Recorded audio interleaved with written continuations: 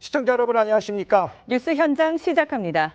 국회에서는 방송사법을 두고 무제한 토론, 필리버스터 정국이 나흘째 이어지고 있습니다. 네, 방송사법 중 두 번째 법안인 방송법이 오늘 새벽 야당 단독으로 본회의를 통과하면서 세 번째 필리버스터에 돌입을 했는데요. 국회 취재기자 연결합니다. 이태영 기자, 필리버스터 여전히 진행 중인 거죠? 네, 그렇습니다. 더불어민주당이 강행하고 있는 방송사법 저지를 위한 필리버스터가 토론 대상만 바꿔가며 나흘째 계속되고 있습니다. 오늘 새벽 1시쯤엔 야당이 추진하는 방송사법 가운데 두 번째 법안인 방송법 개정안이 야당 단독 표결로 본회의를 통과했습니다. KBS 이사수를 현행 11명에서 21명으로 늘리고 학회와 시청자위원회가 추천하도록 하는 내용입니다. 방송법 개정안 통과 후엔 MBC 지배구조를 바꾸는 방송문화진흥회 개정안이 상정됐습니다. 방문진 개정안은 MBC 대주주인 방송문화진흥회 이사수를 늘리고 국민추천위원회가 사장을 추천하도록 하는 내용이 핵심입니다. 직후 여당 신청으로 시작된 필리버스터는 현재 13시간 가까이 진행 중입니다. 국민의힘에서는 강승규, 유영원 의원, 더불어민주당 김태선, 한민수 의원 등이 토론에 나섰습니다. 필리버스터는 24시간이 지나면 표결이 강제로 장제 종료가 가능해 야당은 내일 오전 필리버스터를 종결하고 세 번째 단독 표결을 할 것으로 보입니다. 이어 방송사법 마지막 법안인 한국교육방송공사법 개정안의 본회의 처리도 강행한다는 계획입니다. 이 개정안도 EBS의 이사 숫자를 늘리고 추천권을 언론 등 관련 직능단체에 부여하는 내용을 담고 있습니다. 방송사법의 국회 표결 완료 시점은 내주 화요일 오전으로 예상됩니다. 지금까지 정치부에서 전해드렸습니다. 들으신 대로 방송사법을 두고 나흘째 필리버스터를 진행 중인 가운데 국민의힘에서 우원식 국회의장을 향해 사태 해결을 촉구하고 나섰습니다. 한동훈 대표의 첫 시험무대가 될 당내 인선 그리고 민주당 전당대회 소식 등 정치권 쟁점들 전문가분들과 함께 하나씩 짚어보도록 하겠습니다. 네, 이현종 문화일보 논설위원, 송영훈 국민의힘 법률자문위원, 김진욱 전 민주당 대변인, 성치훈 민주당 정책위 부의장 모셨습니다. 안녕하십니까? 안녕하세요. 자, 첫 번째 주제 먼저 보겠습니다. 국회에서는 야권이 추진하는 방송사법에 맞서 국민의힘이 시작한 무제한 토론, 즉 필리버스터가 나흘째 이어지고 있습니다. 영상 보고 자세한 이야기 나눠보도록 하겠습니다. 재석 189인 중 찬성 189인으로서 방송법 일부 개정 법률안 대안은 가결되었음을 선포합니다.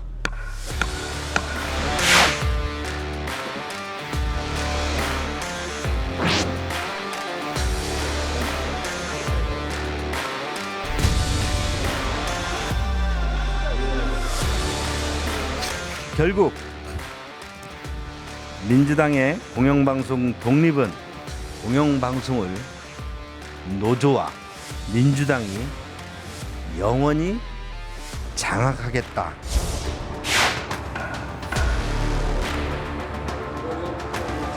그 사회를 보지 않았습니까? 그때는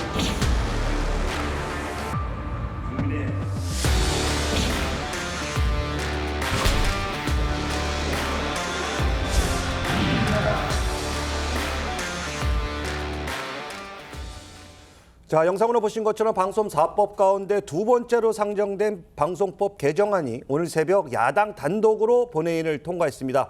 여당 의원들이 퇴장한 가운데 곧바로 표결이 진행된 건데 지금 상황 어떻게 보십니까?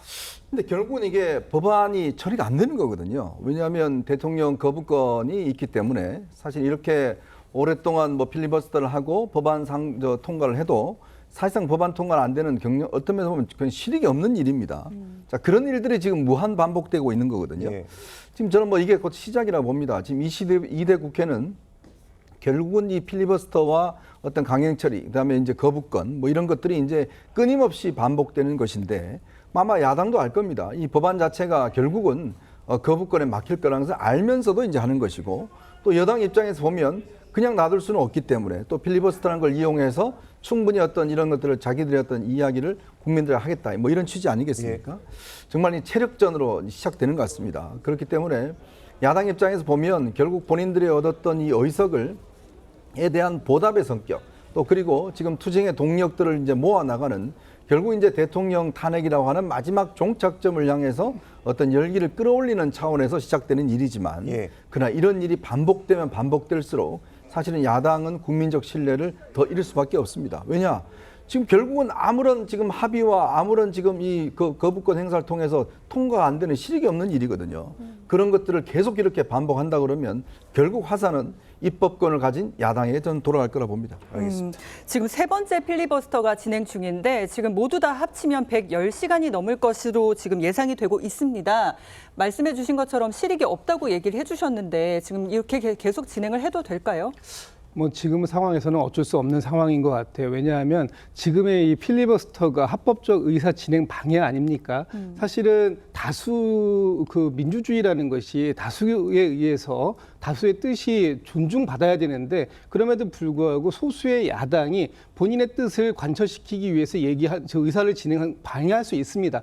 그런데 지금 이 문제가 뭐냐하면 지금 국민의힘의 의원님들께서 의사 진행 방해에 저 필리버스터를 하시는 게 진짜로 이 법안의 문제가 무엇인지를 국민들께 소상히 설명드리고 이해를 구하는 그런 모습이 아니라 누군가에게 마치 자기가 지금 이 법안을 반대하고 있는 모습들을 보여주기 위한 그런 그 용도로 지금 활용되고 있는 게 아닌가라는 생각이 들어요.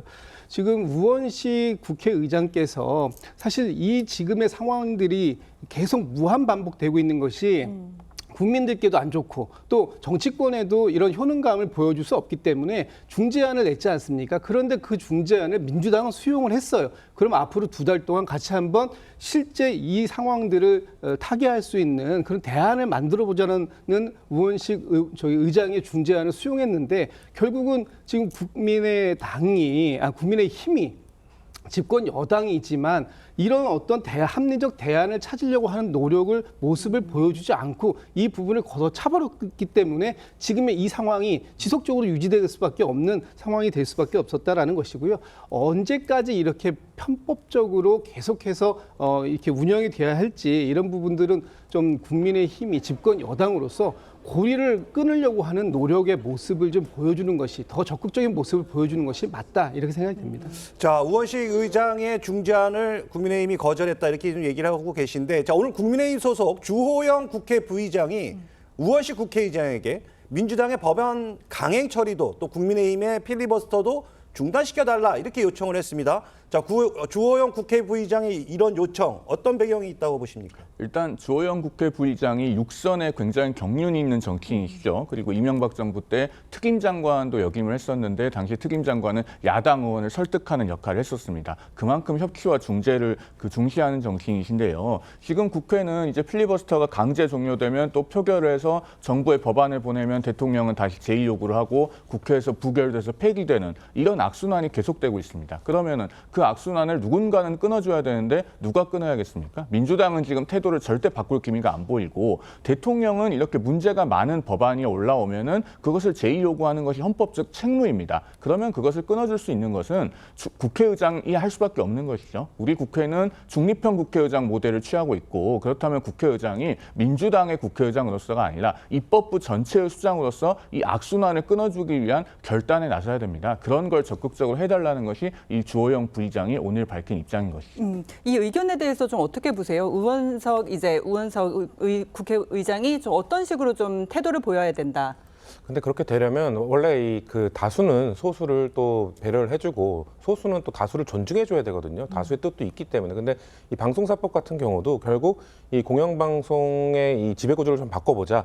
정권의 취향에 따라서 정권의 성격에 따라서 자꾸 그러니까 입맛에 맞는 공영방송 사장들을 임명하는 이 구조를 바꿔보자는 것이거든요. 근데 국민의힘에서는 왜 민주당은 그렇게 하지 않았느냐? 문재인 정부 때도 그걸 본인들의 입맛에 맞는 사장을 임명할 수 있는 그런 걸 바꾸지 않았는데 왜 이제 와서 이러느냐라고 하고 있는 것이고 민주당은 이걸 이제라도 좀 바꿔보자고 하고 있는 겁니다. 그러면은 지금 민주당이 낸 안이 뭐 숫자도 늘리고 시민사회 참여도 늘리고 이런 것들이 아까 강순기 의원이 필리버스터하면서 그런 얘기를 했죠. 노조와 민주당이 장악하겠다는 것이다. 그런 부분이 있다면 독소 조항이 있다면 그러면 이런 부분 분들은 이렇게 바꿔보자. 혹시나 국민의힘도 계속해서 정권을 잡는 게 아니지 않습니까? 민주당으로 정권이 넘어가더라도 공정한 중립적인 이 지배구조를 만들 수 있는 그런 중재안을 내놓으면 되는 건데 우원식 국회의장 입장에서는 다수가 이렇게 뭔가 내놨을 때 소수 쪽에서 아무런 대안을 내놓지 않고 그냥 이걸 고수하겠다고 하고 있기 때문에 근데 우원식 국회의장 모든 법안에 대해서 다 이런 거를 다수의 편을 손을 들어주는 건 아닙니다. 좀 협의를 해와 봐라 이렇게 요구하기도 하잖아요. 그런 상황 속에서 이 방송사법만큼은 뭔가 국민의힘 쪽에서 다른 대안을 내놓고 있지 않은 상황이기 때문에 이렇게 지금은 이거에 대해서는 상정을 하고 이 민주당의 손을 들어준 것으로 보입니다. 다만 국민의힘도 계속해서 뭔가 무조건적인 반대를 할 것이 아니라 좀 중재안을 만들기 위한 노력, 주호영 국회 부의장이 그런 노력을 그런 제안을 하신 거라고 봐요. 그렇기 때문에 이걸 멈추기 위해서는 국민의힘이 이 법안에 대한 협상을 하겠다라는 태도를 취한다면은 그럼 우원식 국회의장도 이거에 대해서 중단을 할 수 있는 그런 명분이 생기는 거죠. 그런 출구를 서로 마련해주는 그런 정치가 좀 살아나야 되지 않을까라는 말씀을 드립니다. 자, 출구를 마련해야 된다 이런 말씀을 해주셨는데 사실 이 법률안에 대해서 이 여야의 충분한 논의가 턱없이 부족한 상황입니다. 자, 근데 민주당에서 이렇게 계속 밀어붙이는 이유는 뭔가요? 지금 민주당이 밀어붙인다라고만 말씀 주시는데 민주당이 밀어붙이는 것이 아니고요. 현재의 이게 방송사들의 지배 구조를 좀 변화시키겠다라는 것이 지금 집권 여당 또 대통령실의 입장 아닙니까? 예. 네. 그런데 그것 또한 지금 방송의 정상화라고 말씀을 하시지만 결국은 그것은 또 다른 방송 장악의 한 부분으로 보일 수밖에 없는 그런 구조이기 때문에 근본적으로 그 문제를 해결하는 모습을 보이자. 그러기 위해서는 여야가 합의하는 것이 가장 좋겠습니다만 전체적으로 야당 의원들이 합의안을 만들어 온 지금 이제 가장 중요한 건 뭐냐면요. 방송 3법에 거기 방통위법이 이제 포함돼서 방송 4법이 된 건데요. 예. 방송 3법 같은 경우에는 결국은 KBS, MBC, EBS에 대한 이사진 예. 구성을 어떻게 할 거냐는 거잖아요. 그 이사진을 추천하는 것을 지금보다는 조금 더 많은 사람들이 합리적으로 객관적으로 볼 수 있는 사람들이 포함돼서 이사를 추천하자라는 것으로 말씀드리는 것이고 또 하나 방송통신입법은 지금 5인의 합의제 기구인데도 불구하고 2인이 마치 독임제처럼 운영되고 있는 이런 편법적인 부분들을 구체적으로 4인 이상이 참석하는 것으로 해서 다시는 이렇게 계속해서 악순환이 반복되는 이 고리를 끊어보자라고 얘기하는 겁니다. 이것을 갖다가 민주당이 단독적으로 계속 처리를 하고 있다라고 말씀 주시는데 여기에 대해서 좀 전에 말씀 나왔습니다만 그럼 국민의힘의 안을 내서 앞으로 방송이 어떤 정권의 어떤 그 교체에 휘둘리지 않고 공영성과 중립성을 지킬 수 있는 방안 이런 부분들에 대해서 좀 안을 좀 내셨으면 좋겠다는 말씀 좀 드리고 싶습니다. 자, 이 악순환의 반복을 끊기 위해서 그렇다라고 하는 이 민주당의 입장에 대해서 어떻게 생각하십니까? 참 이게 그렇다면 이렇게 어떤 공영방송의 지배구조를 바꾸겠다는 의지가 있으면 왜 문재인 정부 때 안 바꿨죠? 자, 이게 공영방송 그렇습니다. 지금 KBS, MBC, EBS 예. 이게 이제 공영방송이잖아요. 근데 이게 공영방송의 구조가 보면 기본적으로 이제 집권하는 즉 대통령이 소속된 정당이 다수를 구성하도록 그렇게 설계가 되어 있습니다. 예. 그 이유는 뭐냐면 공영방송이라고 하더라도 일단 이사진을 구성해야 될 거 아니에요. 근데 문제는 이 공영방송과 함께 이제 어떤 집권한 세력에게 사실상 페이버를 주는 거죠. 그래서 나중에 또 집권하지 않으면 또 그쪽에서 이제 다수를 가져가게 되어 있습니다. 자, 문재인 정부 때 마찬가지로 그런 방식으로 인해서 본인들의 어떤 공영방송을 다 사장을 차지했지 않습니까? 근데 그렇게 이제 운영을 했잖아요. 근데 이제 정권이 넘어간 다음에 지금 보니까 이거 계속 갖고 싶다는 거예요. 즉 핵심 뭐냐면 바로 MBC입니다. KBS는 이미 이제 공영방송사에 바뀌었고 MBC 사장을 본인들이 있는 사람으로 임명하겠다는 거예요. 그런 의도로 현재 9명에서 11명인 이 이사들을 수명가량으로 늘리는 겁니다. 왜 늘리는 거죠? 그 이유는 뭐냐면 시민단체들, 그다음에 PD연합회, 무슨 기자협회 등등 외곽단체들이 다수로 인해서 들어가게 되면 자신들이 영원히 이 공영방송은 지금 야당이 가져갈 수가 있다는 거예요. 그걸 설계하겠다는 거거든요. 근데 그거를 진작 예를 들어서 문재인 정부 때 하려고 했다가 안 한 겁니다. 왜? 본인들이 정권 잡고 있으니까 할 필요가 없는 거예요. 근데 본인들이 정권을 지금 잃어버리니까 잃어버린데도 우리가 저걸 장악하고 싶다라고 해서 지금 가져가는 거 아니겠습니까? 이게 뭐냐면 결국은 정권이 심판받는 겁니다. 정권이 심판을 받아서 결국은 정권을 잡으면 운영을 하다가 그에 대해 국민적 비판이 있으면 다음 정권 넘기면 다음 정권 또 그렇게 하는 거예요. 근데 문제는 그거를 자신들이 이제 야당임들 계속 가져가겠다고 그렇게 고집을 부리면서 지금 법을 바꾸는 거 아니겠습니까? 여기서 무슨 협상이 필요하겠습니까? 결국은 자신들이 가져가기 위해서 지금 방송사 3법을 강행 처리하는 거 아니겠습니까? 아니 방송사 이사가 무슨 20명이 필요합니까? 다들 그렇게 구조 자체를 바꿔서 계속적으로 가져가기 위한 저는 그런 꼼수에 지나지 않다는 생각이 듭니다. 알겠습니다. 국회 과방위 소속 야당 의원들은 어제 이준숙 방통위원장 후보자가 사장을 지냈던 대전 MBC를 찾아 현장 검증에 나섰습니다. 영상 보고 쟁점들 짚어보겠습니다. 대전 MBC 시절에 법인카드를 공적으로 제대로 사용했는지 아니면 사적으로 유용했는지 이 부분에 대해서 이번 인사청문회에서 가장 중요한 자질, 도덕성을 검증하는 잣대가 될 것 같아요. 근데 많은 자료를 제출하지 않아서 충분하게 검증이 안 됐고 저희가 드릴 수 있는 자료는 최대한 인사청문회가 잘 진행될 수 있도록 협조를 한다는 기조하에 지금까지 이제 요청하신 자료를 제출을 해왔고요. 여러 가지 제약 때문에 좀 제출하지 못했던 부분이 있습니다. 아직 위원장이 되기도 전에 위력과 외압을 행사해서 자료 제출을 거부한 사실을 확인하고 이 자리에 왔습니다. 네, 야당 의원들은 현장 검증을 마치고 이 후보자에 대한 여러 의혹들이 사실로 드러났다 이렇게 주장을 하고 있는데 어떤 것들이 좀 있나요? 일단 방금 마지막에 노종면 의원이 말한 것처럼 이준숙 후보자가 후보자의 입장에서 대전 MBC에 자료 제출을 하지 말라고 압박을 넣은 것을 확인했습니다. 그러니까 매우 심각한 문제로 볼 수 있는 것이지요. 그리고 대전 MBC 사장 시절에 또 막판에 이 퇴임을 한 달 앞두고 사실상 아무도 또 결제하지 않고 그러니까 일을 하지 않고 출근을 하지 않고 해외여행을 갔다는 의혹이 또 제기됐거든요. 그렇기 때문에 그거에 대해서 확인해서 한 달 동안 실제로 대전 MBC 마지막에 한 달 동안 아무런 결제를 하지 않은 것도 확인이 됐고요. 그렇기 때문에 이준숙 후보자는 사실상 마지막 대전 MBC 마지막 한 달 동안은 월급을 받으면서 해외여행을 다닌 겁니다. 무단 결근을 한 것이고요. 이런 거에 대해서 야당은 직접 현장 방문을 통해서 확인할 수밖에 없었던 것이고요.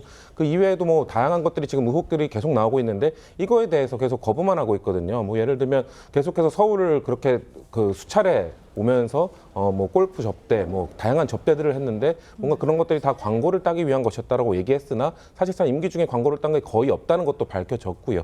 그리고 뭐 이른바 주유 속강 의혹도 있습니다. 한 건에 주유소에서 한 번에 200만 원이나 결제를 하는 이런 거에 대해서도 제대로 해명하지 못하고 있는 이런 상황에서 이준숙 후보자가 과연 방통위원장으로 적합한 인물인가? 법인카드를 사적으로 유용한 것이 거의 확실시되고 있는 상황 속에서 제대로 된 해명도 내놓고 있지 못하고 그렇기 때문에 그런 것들이 일부 의혹들을 지금 현장 방문을 통해서 다 사실로 확인한 것도 추가적으로 지금 드러나고 있습니다. 이런 상황에서 민주당에서는 이준숙 후보자에 대해서 적합한 후보가 아니라는 주장을 계속해서 할 수밖에 없는 상황입니다. 자, 뭐 말씀하신 것처럼 민주당에서는 이 법인카드 사적 유용은 업무상 횡령이거나 배임이다 이렇게 직격하고 있고요. 국민의힘에서는 근데 이거는 공연한 트집이다 이렇게 나오고 있습니다. 자, 어떻게 판단하십니까? 일단 저희 4명 다 MBC를 경영해보진 않았지 않습니까? 예. MBC를 경영해보신 분의 말씀에 더 설득력이 있을 것 같아요. 지금 국민의힘의 김장겸 의원, MBC 사장 출신 아닙니까? 예. 최근에 언론 인터뷰를 했는데 뭐라고 얘기를 했냐면 이제 MBC는 수신료를 안 받는 구조 아닙니까? 그러니까 MBC 경영진은 회사 이익을 증진하기 위해서 이런 여러 가지 대외 활동들이 필요하다, 불가피한 측면이 있다라는 부분을 강조를 하고 있습니다. 그러면은 이 법인카드 사용 내역들이 뭐 업무 관련성이 있는지를 판단해보면 될 일이 아닌가 싶고요. 이제 한 가지 드는 의문은 이준숙 후보자가 대전 MBC 사장을 물러난 것이 2018년 1월입니다. 예. 그러면은 6년 이상 지났거든요. 후임 대전 MBC 사장이 2명이나 있었습니다. 그러면은 정말로 법인카드 사용 내역이 그렇게 문제가 많았다면은 후임 사장들이 왜 이걸 발견해서 적발하지 못했겠는가라는 의문이 들고요. 그다음에 강유정 민주당 원내대변인이 법인카드 사적 유용은 업무상 횡령이나 배임이라고 굉장히 강조를 하고 계신데 이런 부분이 현재 법인카드 유용 의혹을 받고 있는 이재명 전 민주당 대표나 배우자 김혜경 씨에게도 일관된 기준을 앞으로 민주당에서 좀 적용해 주시면 좋겠다. 내로남불이 없었으면 좋겠다라는 말씀을 덧붙여서 드립니다. 네, 그런데 민주당은 추가 사실을 확인하고 이 후보자를 고발하고 청문회 위증 등에 대해서 법적 조치도 취하겠다 이런 입장인데 법적 조치까지 취해야 하는 걸까요? 취해야 할 수밖에 없는 상황이 되었다고 봅니다. 왜냐하면 지금 그 이 청문회에서 이진숙 후보자가 자료 제출이라든지 답변에 대해서 너무 불성실했다라는 것이고요. 지금 좀 전에도 우리 성치훈 부의장께서 말씀을 주셨는데 지금 이번에 대전에 가서 확인을 해보니까 대전 MBC의 재직 당시에 상당히 많은 법인카드의 사적 유용 의혹들이 있는 것이 확인이 되었고 또 이 후보자가 대전 MBC에 지금 방통위 위원장의 명의, 그 후보자의 명의로 공문을 보냈다는 거지 않습니까? 이 그 법인카드 사용 내역에 대해서 자료 제출을 하지 말아달라는 걸 보냈는데 지금 어떤 상황이 오더라도 이진숙 후보자가 대통령께서 방통위원장으로 임명될 것이 거의 기정사실화가 되고 있는 상황 속에서 과연 대전 MBC가 방통위원장이 곧 될 사람의 저런 그 협조 공문을 무시할 수가 있었겠는가 하는 부분을 보면 이진숙 후보는 왜 그토록 강력하게 이 법인카드 사용 내역에 대해서 제출을 거부하고 있는가 하는 부분을 저희가 알 수 있는 것이고요. 또 이번에 인사청문회를 사상 유례 없이 3일이나 받았지 않습니까? 아마 장관급으로는 처음일 겁니다. 네.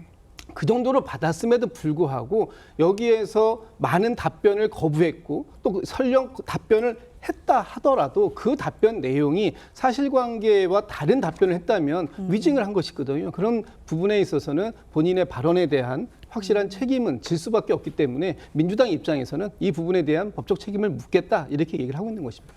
알겠습니다. 자, 지금 뭐 들으신 것처럼 민주당은 윤석열 대통령이 이 후보자를 지명 철회하고 국민에게 사과하라 이렇게 촉구하고 있고요. 근데 국민의힘은 이건 또 거대 야당의 갑질이다 이렇게 맞서고 있습니다. 이게 뭐 합의점을 좀 찾을 수 없을까요?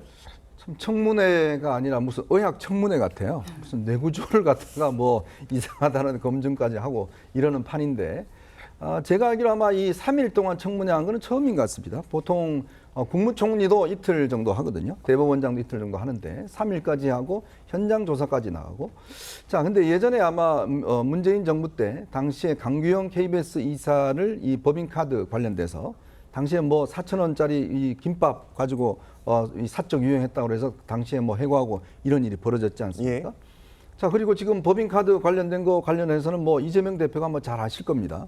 뭐 그 기준이라고 그러면 과연 이진숙 지금 위원장이 못할 이유가 뭐가 있는가라는 저는 생각이 들어요. 물론 뭐 법인카드라는 게 무조건 많이 뭐 개인적으로 쓰면 안 됩니다.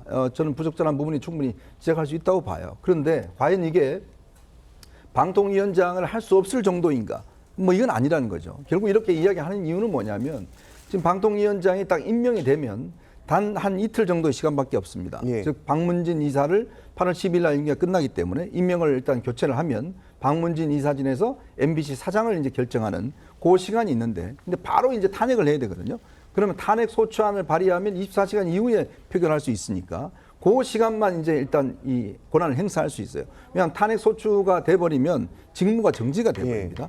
바로 그 지점을 겨냥해서 왜냐 탄핵 아니라는 게 직무상 있었던 여러 가지 부적절한 일에 대해서 탄핵을 해야 되잖아요. 근데 직무상이라는 게 하루 일했는데 직무상 문제가 있겠습니까?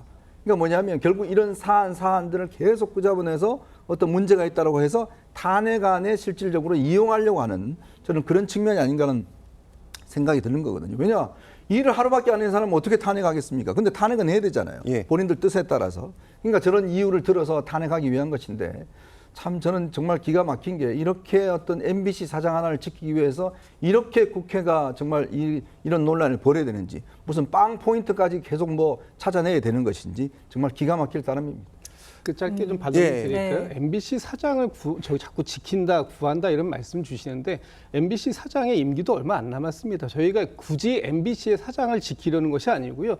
정상적으로 MBC가 그 경영이 될 수 있도록 하는 부분들이 필요하다고 보는 것입니다. 지금 아까도 제가 초반에 한번 말씀을 올렸는데 이 그 방송통신위원회가 작년 12월 달에 서울 고법에서 판단을 받은 바가 있어요. 지금 5인 체제의 그 구조로 운영이 돼야 되는 거 아닙니까? 그런데 합의제 기구가 2인 체제로 계속해서 편법적으로 운영이 되고 있는데 이 부분에 대해서 작년 12월 달에 서울 고법에서 위원 2명의 결정이 방송위법이 하고 추구하고자 하는 입법 목적을 저해할 우려가 있다라는 이 그 위법성을 지적한 부분이 분명히 있다라는 점 다시 한번 말씀드리고요.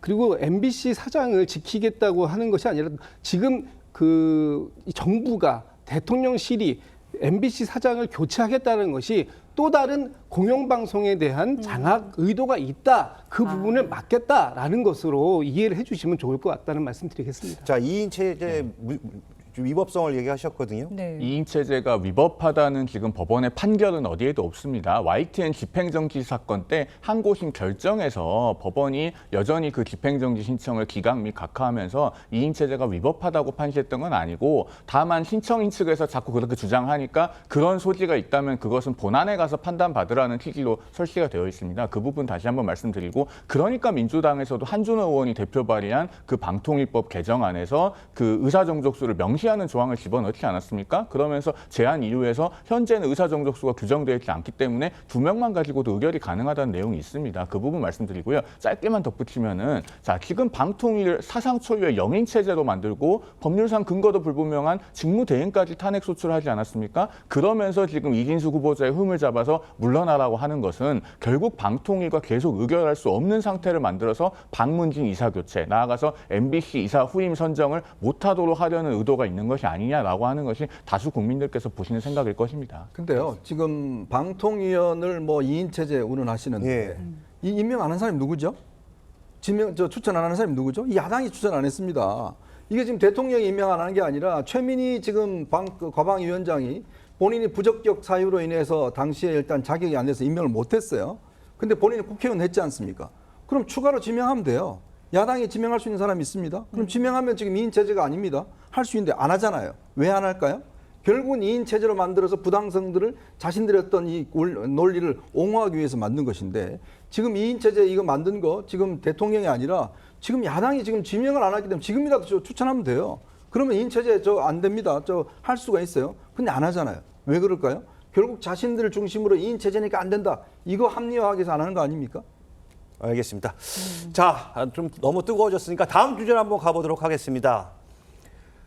국민의힘 소식도 한번 짚어보도록 하겠습니다. 한동훈 대표가 내일 최고위원회 회의에서 이제 인선을 발표할 수 있다 이런 전망이 나오고 있는 가운데 이번 인선의 핵심은 아마도 이 정책위 의장과 이 지명직 최고위원이라고 할 수 있습니다. 특히 이 정책위 의장 같은 경우에는 국민의힘 같은 경우에 최고위원인 만큼 이 친한계 인사로 안 치면 어떻게 보면 한 대표 입장에서는 아무래도 좀 안정적인 지도부 구성원이 가능하지 않을까 이렇게 전망하고 있는데 어떻게 보십니까? 그렇죠. 그러니까 정책위 의장은 민주당과 달리 민주당은 원내대표와 러닝메이트입니다. 그런데 이제 국민의힘은 당대표가 정책위 의장을 지명해서 원내대표와 합의하게 돼 있고 그다음에 의원총회 추인을 얻도록 돼 있습니다. 그러니까 지금 정점식 의원이 임명된 지 황우여 비대위원장 시절에 이제 임명이 돼서 지금 2개월 정도 됐어요. 이제 그런 상황인데 저는 근본적으로 이게 지금 한동훈 대표가 어떻게 할지 이건 알 수는 없지만 그러나 지금 한동훈 대표 체제가 들어왔지 않습니까? 그리고 63%라는 압도적인 지지로 됐잖아요. 그렇다면 저는 기본적으로 지금 정책의장을 비롯 당직자들이 일괄 사표를 내는 게 저는 당연한 조치라고 보거든요. 왜냐하면 세수는 세부대에 부어야 되는 거 아닙니까? 본인들이 일단 사의를 표명하고 그 다음에 이제 대표의 어떤 지명이나 이런 것들 그다음 뭐 다시 임명한 다음에 다시 하는 것이고 그래야 되는데 문제는 지금 정점식 이 정책위 의장이 일체 이 사퇴 의사를 표명하고 있지 않아요. 그러니까 그 의도가 뭐냐라는 부분을 저는 지적하고 싶습니다. 왜? 지금 정점식 의장은 잘 아시겠지만 핵심적인 친윤 의원입니다.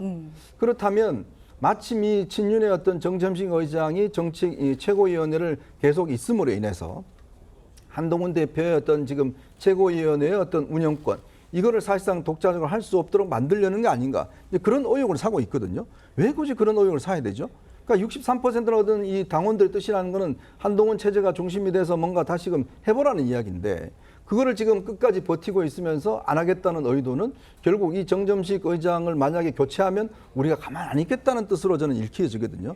저는 굉장히 이거는 뭐냐면 이 전당대회의 어떤 그 당원들의 뜻을 위반하는 거 아닌가 이런 생각도 듭니다. 위원님은 거기에 대해서 어떻게 보세요? 지금 정점식 의원 유임될 것이다 이런 전망 또 그리고 원내 지도부는 좀 그렇게 원하는 것 같다 바라는 것 같다라는 분위기가 있다고 보는데 이렇게 하는 게 맞다고 보시는지. 일단 유임이 될지 안 될지는 한동훈 대표의 선택에 달린 거기 때문에요. 이건 좀 지켜봐야 될 것 같고 왜 정점식 정책위 의장에 대한 유임론이 나오고 있는지 그 배경을 제가 소개만 좀 짧게 해드리면은 일단 앞서 말씀하신 것처럼 지금 정점식 정책위 의장이 황우여 비대위 체제에서 임명된 지가 2달밖에 안 되지 않았습니까? 않습니까? 예. 그리고 정책위의장의 임기는 1년이고요. 그런데 정점식 정책위의장이 지금 선수로는 재선이지만 지난 대선 때 윤석열 후보 캠프의 네거티브 검증단장을 맡았습니다. 기본적으로 네거티브 검증단장은 후보와 굉장히 돈독한 신뢰관계가 없으면 맡기 어려운 자리거든요. 그렇기 때문에 이제 대통령의 신임이 각별한 정치인이라고 볼 수 있고, 그렇기 때문에 이제 당정 관계에 있어서 어떤 정책 협의의 창구 내지는 채널, 소통 창구로서는 상당히 적임자다라는 당내의 평가가 일각에서 있는 것 같습니다. 자, 근데 만약 한동훈 대표가 이친용 정책위의장을 친한 인사로 만약에 교체를 한다면, 자, 뭐 아까 말씀하신 것처럼 원내 지도부와 갈등 생길 거라는 이런 전망이 나오고 있습니다. 한 대표의 고민도 좀 깊어질 것 같은데 어떻게 보십니까? 저는 굉장히 고민이 깊어질 거라고 보고요. 특히 오늘 아침에 뭐 인터뷰를 보니까 정점식 정책위 의장이 언론과의 인터뷰에서 이렇게 말씀하셨더라고요. 뭐 본인이 그렇다고 하겠다라는 건 아니지만 우리 당의 당원 당규상 정책위 의장의 임기는 1년으로 보장이 되어 있다. 예. 이런 말을 했어요. 사실상 본인이 유임이 됐으면 좋겠다라는 의사를 밝힌 게 아닌가라는 생각이 드는데, 한동훈 그 대표 입장에서 보면 안정적인 지도부를 구성해 가는 데 있어서 한동훈 체제를 만들기 위해서는 정책위 의장도 친한계 인사로 바꾸고 싶을 겁니다. 아마 이렇게 되면은 이 대통령실과의 관계에서 상당히 불편한 관계가 되겠죠. 엊그저께 당선되자마자 바로 대통령실에 가서 다 같이 화합의 회식을 하시고 나온 마당에 이렇게 인사 문제를 가지고 불협화음을 내는 모습을 보이고 싶지 않을 텐데, 그렇지만 결국 정치는 정치 아니겠습니까? 정치의 현실은 냉혹한 것이고요. 그렇다 보면은 앞으로 한동훈 대표 체제가 잘 유지가 되기 위해서는 정책위 의장 부분도 포기할 수 없는, 양보할 수 없는 카드이기 때문에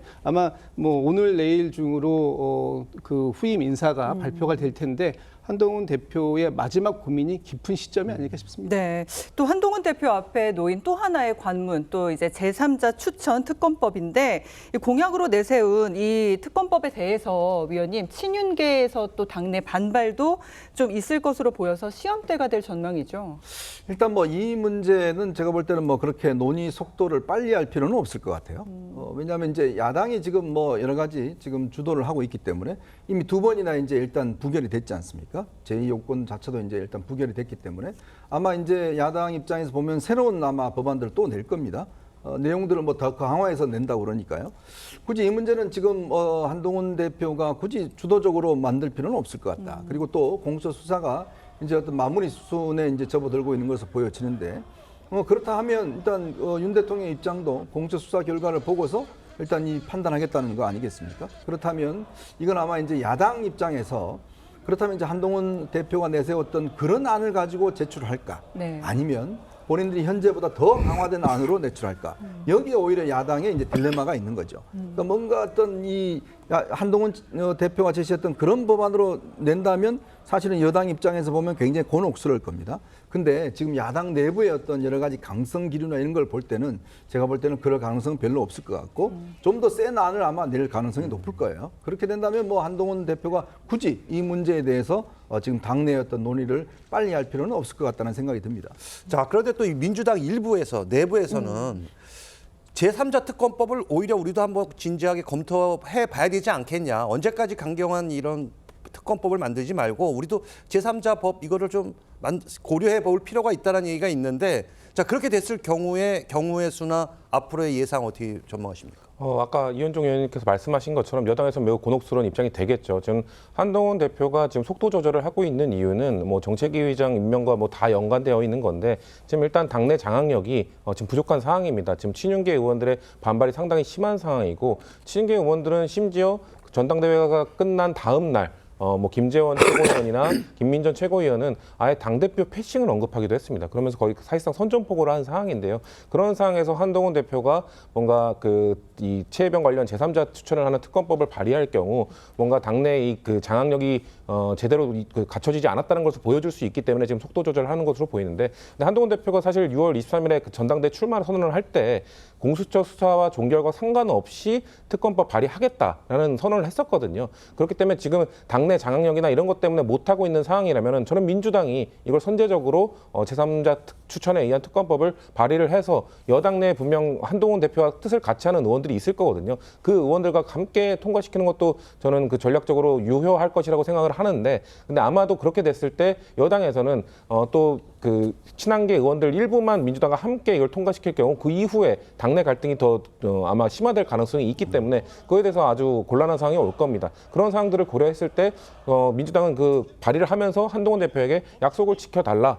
사실상 전당대회 초반에 이 최혜병 특검과 관련해서 제3자 안을 내놓으면서 그러면서 뭔가 민심 63%의 민심을 얻는데 저는 주요한 역할을 했다고 보기 때문에 그런 것들을 약속을 지켜라고 요구하기 위해서라도 민주당이 선제적 대응을 하는 것도 좀 필요하다고 생각합니다. 어떻게 보십니까? 제가 좀 짧게 예상을 해보면은 저는 민주당이 제3자 추천 특검 법안을 낼 일은 절대 없을 걸로 봅니다. 왜냐하면 이재명 대표가 19일에 이미 그 민주당 경선 토론회에서 민주당이 제출한 특검 법안대로 하는 것이 맞고 본인은 제3자 추천 특검에 반대한다고 공개적으로 입장을 밝혔어요. 그런데 민주당이 특검을 추천한다는 것이 어떤 의미인지 우리가 잘 생각해 볼 필요가 있습니다. 올해 연초로 잠깐 시계를 돌려보면은 그때 비례대표 제도를 결정할 때 민주당 의원들이 결정을 못하고 이재명 대표 한 사람에게 일임을 했습니다. 이재명 대표가 연동형을 유지하겠다고 하니까 연동형으로 우리가 선거를 치른 것이거든요. 마찬가지로 민주당이 특검을 추천할 때 이재명 대표의 뜻에 반하는 사람을 추천할 수 있습니까? 불가능합니다. 그리고 민주당이 한 명, 뭐 조국혁신당이 한 명이라고 하지만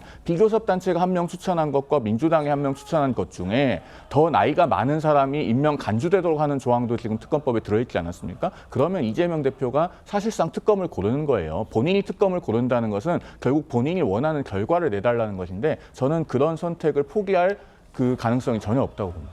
알겠습니다. 자, 다음 주제 보도록 하겠습니다. 요즘 법사위 청문회가 논란입니다. 최근 해병대원 사망 사건 관련 청문회, 또 윤 대통령 탄핵 청원 청문회가 진행됐는데 이 청문회 무용론이 나오고 있습니다. 청문회에 어떤 이야기들이 나왔기 때문인지 먼저 보시죠. 그 술은 그러면은 그 대통령 부부가 소비했을 가능성이 있다 이렇게 보십니까? 그렇죠. 제가 그 윤석열 용산 대통령과 사법연수 경기고 술을 폭탄주 많이 드시는 걸 너무나 잘 알고 있습니다. 한 200페이지 되더라고요. 도대체 김건희 여사는 잠을 안 주무셔요? 새벽 3시, 4시 문자를 계속 주고받던데? 사적인 거는 알 수 없지만 부부 생활은 없는 것 같습니다. 한 침대를 쓰는 분이 외간 남자들이랑 통화하거나 카톡하는 건 쉽지 않겠죠. 네. 주로 3시 새벽에 심한 말씀이고. 네. 알면 알수록 놀랍습니다. 이렇게 새벽 3시 막 4시 막 이렇게 카톡을 보내는 게 유성범은 의사 진행 중이요. 옆에 있는 윤석열 대통령은 뭐 하고 있었습니까? 네, 이렇게 코미디 같은 청문회 하면서 증인들 가지고 그렇게 비아냥거리고 조롱하면서 국민들이 다 보고 있습니다. 보신 것처럼 박지원 의원은 김 여사가 새벽 시간에 연락을 주고받은 점을 부각시키고 또 최재형 증인은 근거도 없이 사생활을 조롱하고 이 법사위원장은 또 말리지를 않았습니다. 이 상황 어떻게 보십니까? 참 이게 윤석열 대통령 무슨 사생활 청문회가 아니지 않습니까? 정말 저런 이야기까지 저렇게 나오는 거. 왜냐하면 지금 저 청문회에 나온 사람은 최재형 목사 저 사람밖에 없습니다. 나머지 증인들은 사실은 뭐 이 여당 분들은 나오질 않았어요. 그리고 이 청문회 자체가 원천적으로 지금 대통령 뭐 탄핵 이제 뭐 어떤 청원에 대한 청문회인데 내용 자체도 맞지 않지 않습니까? 우리가 대통령 탄핵은요 정말 법으로 굉장히 엄격하게 규정되어 있습니다. 재임 중에 벌였던 여러 가지 헌법 위반과 불법에 대해서 하고 있는 거거든요. 근데 그 내용을 보면 재임 중에 한 게 거의 없습니다. 자, 그런 걸로 비춰봐서 지금 저 청문회는 원천적으로 저는 구성되기 어렵다는 것인데 그 상황에서 보면 정청래 위원장이 거의 뭐 원맨쇼 같은 위원장이 그런 이 행태를 보여줬고 특히 최재형 목사와 지금 좀 전에 보신 장면을 보면서 국민들이 굉장히 낯이 뜨거웠었을 것 같습니다. 아무리 그렇지만 정말 대통령의 어떤 사적인 영역까지 저렇게 조롱하고 한다는 것 자체, 위원장이 거기에 또 숟가락을 더 얹는 행태, 이게 과연 지금 국회와 상임위가 해야 될 일인 것인지 정말 개탄에 맞지 않을 수 없습니다. 지금 정말 쓸모없는 논쟁만 벌어지는 청문회 과연 필요한가 이렇게 무용론 있는데 대변인님 보시기에는 어떻게 보고 계세요? 저도 뭐 일부 답변들이 부적절한 측면들이 있다라고 보여집니다. 그렇지만 청문회가 일단 진행되기로 한 이상 24명의 청문회 증인 중에서 18명이 불참하는 이런 상황들이 왔다라는 건 좀 이해가 잘 안 되고요. 결정적인 거는 문제의 본질이 무엇인가 하는 부분을 좀 잘 맥을 좀 짚었었어야 했다라는 부분입니다. 예를 들면 이런 거죠. 최재형 목사가 개인적이든 어쨌든 간에 문자를 김건희 여사와 주고받은 내용은 사실이지 않습니까? 근데 그 내용에 대해서 묻고 그 내용의 그 진위 여부를 확인하는 그런 자리는 필요했다. 왜냐? 저 문자를 주고받은 시점이 김건희 여사가 그러니까 윤석열 대통령이 대통령에 당선되시고 취임한 이후이기 때문에 그렇다면 영부인께서 이 어떤 사적인 대화, 감정, 뭐 어떤 의지를 바깥에 이렇게 여과 없이 말씀을 하셨던 부분들, 이런 부분들에 대해서는 검증할 필요가 있었던 거죠. 그 부분에 대한 문제 제기는 할 수가 있었는데 그 답변이나 아까 박 전 대표도 심한 말씀이다라는 말씀도 하셨듯이 일부 답변들이 부적절했던 측면은 분명히 있지만 내용적으로 문제의 본질을 짚어볼 필요는 있었다라는 말씀도 드리고 싶습니다. 알겠습니다. 국민의힘에서는 대통령 탄핵 청원 자체가 중요 안건이 아니다. 그래서 청문회 자체가 적법하지 않다. 이렇게 주장하고 있습니다. 정청래 법사위원장은 윤 대통령을 탄핵해달라는 요청 자체가 대단히 중요한 일이다. 이렇게 맞서고 있습니다. 자, 이거 어떻게 해결되고 또 이게 계속 법사위원장이 민주당 소속 위원이지 않습니까? 이러다 보면 이런 논란이 계속 반복될 것으로 보여지는데요. 맞습니다. 일단 이 탄핵 청원 청문회라고 하는 것은요, 적법한지가 대단히 의문이죠. 우리가 탄핵 소추 사유가 있는지 국회가 조사를 하려면 국회 재적 의원 과반수가 탄핵 소추안을 발의하고 대통령의 경우에 그리고 국회법 130조에 따라서 법사위에 조사를 회부하기로 해야 비로소 이제 법사위에서 그것에 필요한 조사를 할 수 있는 겁니다. 그런데 지금 탄핵 소추 사유가 없지 않습니까? 그래서 탄핵 소추안을 발의조차 할 수 없으니까 그 청원에 대해서 심사를 한다는 명목으로 우회를 해서 지금 청문회를 개최를 하는 겁니다. 그러면서 이것이 중요 안건이라고 지금 그렇게 그 명분을 내세우고 있는데요. 지금 조사하고 있는 것들이 청문회를 개최하고 있는 내용들이 탄핵 소추 사유가 될 수가 없죠. 도이치모터스 사건 같은 경우에 윤 대통령이 취임하기 전에 일어난 일입니다. 그리고 예를 들면 뭐 김건희 여사가 새벽에 누구하고 문자를 주고받으면 그런 것이 대통령에 대한 탄핵 소추 사유가 됩니까? 전혀 무관하거든요. 그러니까 이것은 오로지 망신주기 그리고 어떤 조롱 희화화, 나아가서는 그 탄핵이라고 하는 단어를 공공연하게 입에 오르내리게 해서 일종의 탄핵을 스포츠화하기 위한 그런 정치적인 의도에서 비롯된 것이 아닌가 이런 생각 들고 특히나 이 정청래 법사위원장의 진행 태도는 대단히 유감스럽다는 말씀을 드리지 않을 수가 없습니다. 네, 이 김건희 여사에 대한 민주당의 공세가 법사위에서 끝나는 것이 아니라 뭐 운영위나 또 상위 곳곳에서 진행될 것으로 예상이 되고 있는데요. 민주당의 입장을 좀 들어볼까요? 민주당에서 이것을 상임위 현안질을 통해서 의혹을 밝히기 위한 노력을 하지 않는다면 이건 직무유기죠. 운영위에서 해야 되는 부분들은 이게 뭐 민주당에서 처음 의혹 제기를 한 것이 아니라 국민의힘 전당대회 과정에서 김건희 여사의 문자가 공개되면서 김건희 여사가 당시 한동훈 전 비대위원장에게 우리가 뭐 댓글팀을 이용해서 한 위원장님을 공격한다는 얘기가 있는데 전혀 사실이 아니다. 댓글팀에 대한 부정을 하지 않았거든요. 댓글팀이 뭔가 있는 것처럼 말씀을 하셨기 때문에 그거에 대해서 의혹을 밝혀야죠. 그리고 또 정무위에서도 마찬가지입니다. 지금 국민권익위에서 김건희 여사의 명품백과 관련된 그 결론을 내리는 과정에 있어서 내부 규정을 어긴 것들, 원래 위원들에게 그 사흘 전에 그 안건을 정확하게 전달을 해야 되는데 그것을 어겨가면서까지 김건희 여사의 명품백 그 관련 내용들을 급하게 종결시킨 것, 이런 것들에 대해서 당연히 지적할 수밖에 없죠. 그렇기 때문에 뭔가 민주당이 이걸 의혹 제기를 위한 의혹 제기라고 하는 것이 아니라 국민의힘 전당대회 과정에서 나온 것들 아니면 국민권익위가 잘못한 것들, 이런 것들에 대해서 당연히 마땅히 해야 될 일들을 하고 있는 것이다라는 말씀을 드리겠습니다.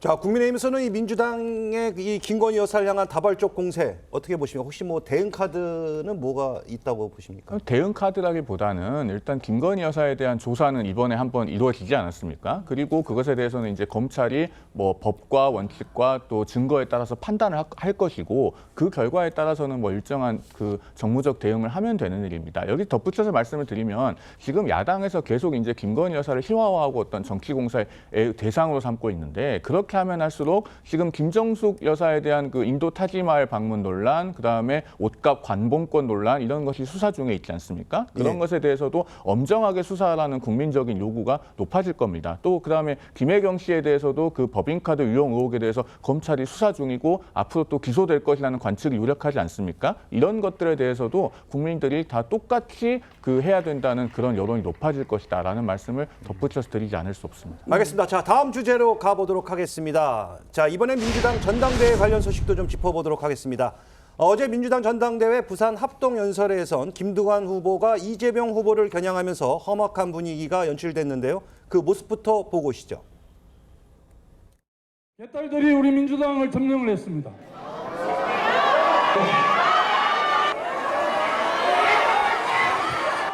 들어보세요.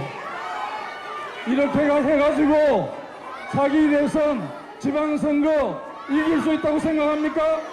돌아봐야 합니다, 여러분.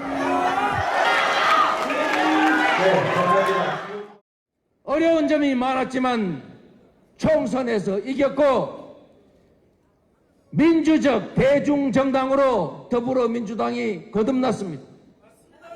당원 중심의 민주적인 대중정당으로 더불어민주당을 확실하게 발전시킬 것입니다. 자, 지금 보신 것처럼 이 김두관 후보가 이 후보의 강성 지지층을 직격했다가 이렇게 야유를 받았는데 어떻게 보셨습니까? 사실 김두관 후보의 전략이 제가 볼 때는 좀 처음부터 좀 잘못됐다는 생각이 들었어요. 왜냐하면 사실은 지금 김두관 후보 같은 경우는 아무래도 당내에 있는 이제 반명, 비명 이 당심들을 좀 끌어올리는 이제 그런 어떤 좀 전략들을 취했어야 되는데 사실상 이제 이 당원들을 향해서 옛날에 쓰레기라는 표현을 썼지 않습니까? 이제 그런 거라든지 이런 으로 인해서 굉장히 아마 당심이 굉장히 좀 안 좋은 방향으로 흘러간 것 같습니다. 그리고 또 워낙 지금 이 쭉 해오는 과정에서 이재명 대표의 어떤 확고한 지지세만 확인하는 뭐 그런 결과를 빚은 것 같아요.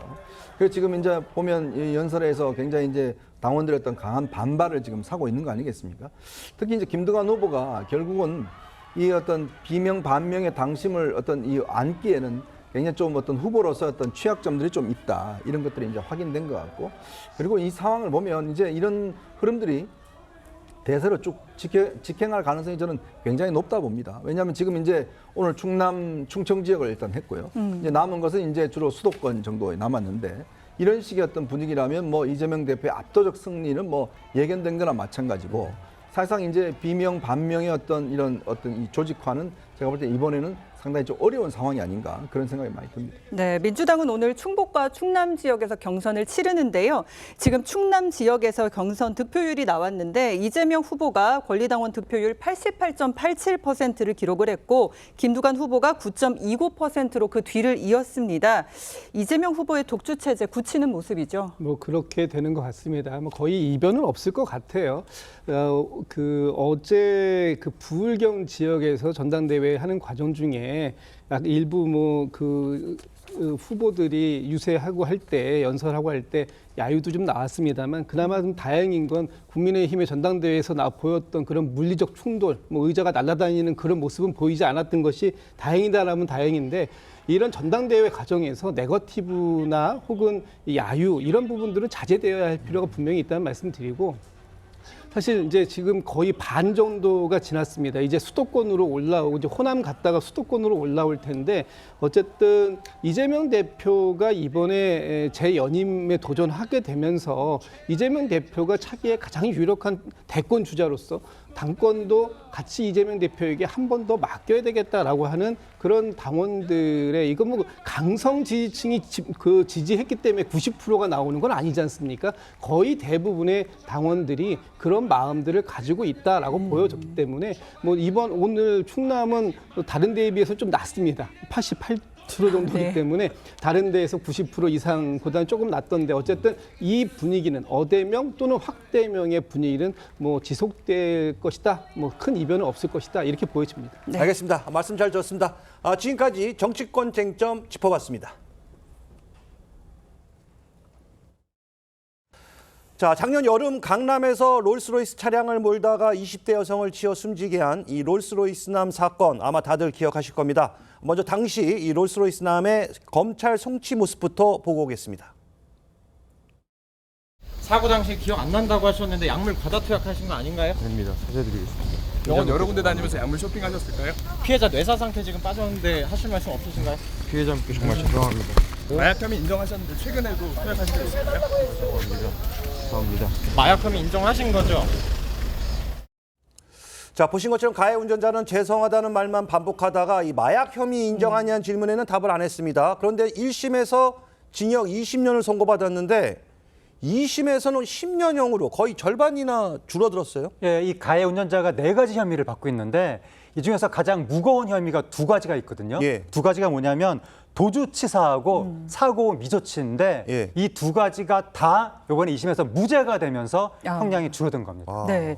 그런데 이 가해 운전자가 사고 현장을 벗어났다가 휴대전화를 찾으러 왔잖아요. 네. 그런데 이 3분이 정말 도주에 그 의심을 산다 이랬는데 이거를 무죄로 판단했다는 거네요. 그렇습니다. 그러니까 3분 정도 휴대전화 찾는다면서 이탈했다가 돌아왔는데 네. 1심에서는 이탈한 것이 도주의 고의가 인정이 된 겁니다. 근데 2심에서는 도주의 고의가 인정된다고 뭔가 우리가 단정하기가 어렵다라고 하면서 가해 운전자가 약기운에 취해서 자기 휴대전화가 이미 차 안에 있었는데 그걸 깜빡하고 다른 데 있다고 생각하고 잠깐 갔다가 돌아온 거 아니냐. 2심에서는 그렇게 본 것 같고 네. 또 하나 가해 운전자가 그 피해자 유족하고 합의를 한 거예요. 그게 또 유리하게 작용한 것 같습니다. 자, 그러다 보니까 이 법조계에선 이 사고 이후 운전자 행적을 더 좀 꼼꼼하게 살펴봐야 된다 이런 지적도 나오고 있는데 어떻게 생각하십니까? 네, 그러니까 이제 법조계에서 나오고 있는 이야기가 어쨌든 이탈은 했는데 그렇죠. 그걸 무죄로 처리한 건 좀 너무한 거 아니냐 그런 이야기가 나오는 건데 그 3분 정도 이탈했다 돌아온 것이 도주의 고의가 있었는지의 여부는 그건 뭐 제가 생각할 게 아니라 수사를 통해서 밝혀내야 될 사안인데 다만 그 상황에서 정말 자신의 휴대전화가 다른 데 있다고 착각해서 갔다 돌아왔다 하더라도 자기 때문에 사고가 터져서 뭐 사람이 목숨에 경계가 달리고 이런 상황인데 네. 내 휴대전화가 더 중요하다? 휴대전화 잠깐 찾겠다고 그렇죠. 이탈했다? 이거는 조금 뭐 법적인 처벌과 상관없이 윤리적 비난 가능성이 있지 않겠는가 뭐 이런 부분은 살펴볼 수 있을 것 같습니다. 알겠습니다. 자, 계속해서 다음 소식도 살펴보도록 하겠습니다. 자, 이 본격적인 휴가철을 맞아 바다를 찾는 분들 많으실 텐데요. 자, 그런데 최근 조심해야 할 게 있다고 합니다. 바로 상어가 부산 앞바다에 출몰하는가 하면 또 해수욕장에는 해파리가 이렇게 급증하고 있다고요? 네, 지금 부산 지역 해수욕장에 해파리에 쏘인 피서객이 올 들어서 120여 명이라고 합니다. 이 수치가 어떤 정도의 수치냐면 작년 대비 25배 늘어난 수치라는 거예요. 해파리가 굉장히 극성을 부리는 것 같고 그다음에 부산 앞바다에서 최근에 악상어가 포획이 됐는데 악상어요? 악상어가 뭐냐면 사람을 공격하는 포악상어의 일종이라고 합니다. 그런데 포항 이남의 남해에서 악상어가 발견된 게 이번이 최초라는 거예요. 그러니까 보통 보면 이 상어 출몰 인명 피해 사고는 서해안에서 주로 이렇게 나왔었는데 동해안에서 이렇게 그러니까 기존에 동해안에서 발견이 됐었는데 이번에 최초로 남해안에서 발견됐다는 겁니다. 그래서 지금 부산이라든가 남해에서 해파리 상어 요 부분에 대해서 경각심이 커지고 있습니다. 그러면 부산 앞바다까지 이렇게 대형 상어가 나타나게 된 원인이 따로 있을까요? 그게 지금 상당히 모호한데 네. 원래 그 바닷물이 따뜻해지면서 상어가 북쪽으로 올라가는 추세였었거든요. 예. 근데 올라가는 것도 올라가는데 갑자기 또 남쪽에서도 나타난다고 하니까 그럼 동해와 남해가 다 위험한 거 아니냐 그런 얘기가 나오는 건데 기후변화 때문에 수온의 변화가 생기니까 어종의 변화가 생기고 그 어종을 먹이로 하는 상어까지 여기저기 막 출몰을 한다는 겁니다. 그래서 앞으로 상당히 이 부분에 대해서 주의를 해야 될 것 같습니다.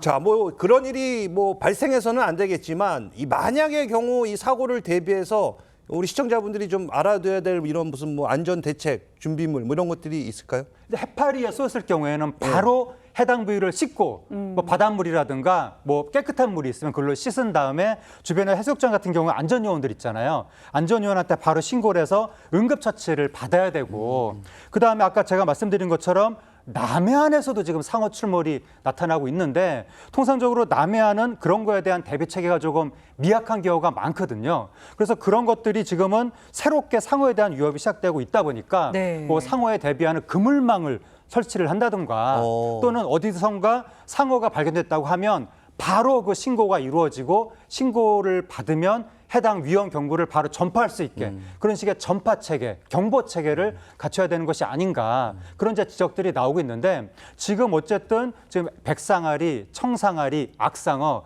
이런 상어가 포항 북쪽과 포항 이남에 동시에 막 발견되고 있다 보니까 상당히 많은 분들이 과거보다는 더 많은 주의를 해야 될 것 같습니다. 예. 알겠습니다. 말씀 잘 들었습니다. 자, 하재근 평론가님과는 여기서 인사 나누겠습니다. 감사합니다. 고맙습니다. 찜통더위가 이어지고 있습니다. 전국 대부분 지역에 폭염 경보가 발효 중인데요. 수분 섭취 충분히 해주시고 온열 질환 걸리지 않도록 조심하셔야겠습니다. 오늘 오후에 내륙 곳곳으로 적게는 5에서 많게는 40mm가량의 소나기가 지나겠습니다. 돌풍과 벼락의 동반에 시간당 20mm 안팎으로 강하게 쏟아질 수 있겠습니다. 소나기가 지나지 않을 때는 전국 하늘에 가끔 구름만 많겠고요. 오늘과 내일 중부지방에 강한 바람이 불겠습니다. 현재 전국 대부분 지역 30도를 웃돌고 있고 체감 온도는 33도 안팎까지 올라 있습니다. 오늘 더위를 피해서 해안가로 떠난 분들은 안전사고에 유의하셔야겠는데요. 내일까지 제주와 남해안에 강한 너울성 파도가 유입되겠고 해상에서 물결도 높게 일겠습니다. 다가오는 한 주 수도권과 영서에는 비가 자주 내리겠습니다. 날씨였습니다. 7월 28일 일요일 TV조선 뉴스 현장은 여기까지입니다. 네, 시청해주신 여러분 고맙습니다.